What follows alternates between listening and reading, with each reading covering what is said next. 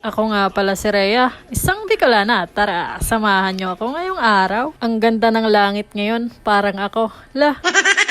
Sasamahan ko na naman palang mamalengke si Lalab ngayong umaga. Pero bago kami mamalengke ay nag-almusal muna kami. Hindi na kasi kami nakapag-almusal bago umalis. Pagkakain nga ay dumiretso na kami dito sa may gulayan. Sobrang mahal pa rin nga ng mga gulay ngayon. 90 nga ang kilo ng kamatis. Namili na nga rin kami ng mga tinapay at kung ano-ano pang mga paninda. Saglit nga lang kaming namalengke at umuwi na rin kami agad para makapagbukas ng tindahan. Tinawag nga ako ni Lalab para ipakita itong kambing. Hirap na hirap kasi siyang abutin yung dahon. Natawa na nga lang kami. Hindi ko na nga tinulungan si Lalab mag-ayos ng mga paninda kasi marami akong gagawin. Nagawa ko na nga pala yung lalagyan ng mga panggatong. Grass cutter ko na nga yung paggagawan ko ng balag para sa ililipat kong sigarilyas. Full charge pala lahat ng baterya ng grass cutter kaya marami-rami rin akong nalinis. Nung nalobat na nga lahat ng baterya ay pinaghahakot ko naman yung mga kawayan na pinagpuputol ko ng isang araw. Di ko na nga lang na videohan. Medyo nakakapagod nga at napakalayo ng pinagkukuhanan ko. Buti na nga lang at marami pa kaming kawayan. May magagamit pa ako. Nabubulok na nga yung iba kaya ginamit ko na. Pagkatapos ko nga maghakot ay pinagbibi ako na nga yung mga kawayan para mamayang hapon nakaredy na sa paggawa ko ng balag. Nagbaon na nga rin ako ng poste dyan. Alauna na pala ng hapon kami nakapagtanghalian ni Lalab. Hindi na rin kasi namalaya ni Lalab ang oras dahil sa dami ng inayos niyang paninda. Kaya nag-init na lang ako nitong bulalon na niluto ko kagabi. Tara, kain tayo. Dumating nga rin pala si tita din kaya sumabay na rin siya sa amin kumain.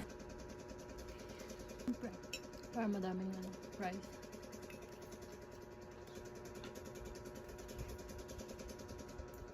Lambot? No?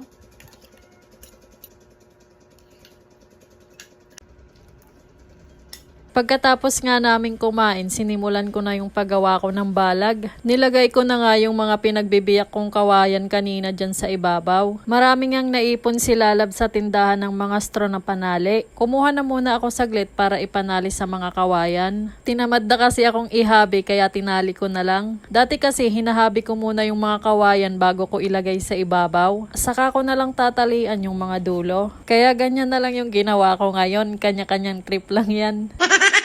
Nangalay na nga ako dyan kaya hindi ko pa natapos. Naubos na rin kasi yung mga biniyak kong kawayan. Sakto naman at kumulimlim na naman. At nagbabadyang bumuhos ang ulan. Mahirap nang maulanan at sobrang pagod ko pa naman na. Kaya nagpahinga na ako. At ayan muna pala yung natapos kong balag ngayong araw. Yan lang, tapos na. Bye-bye!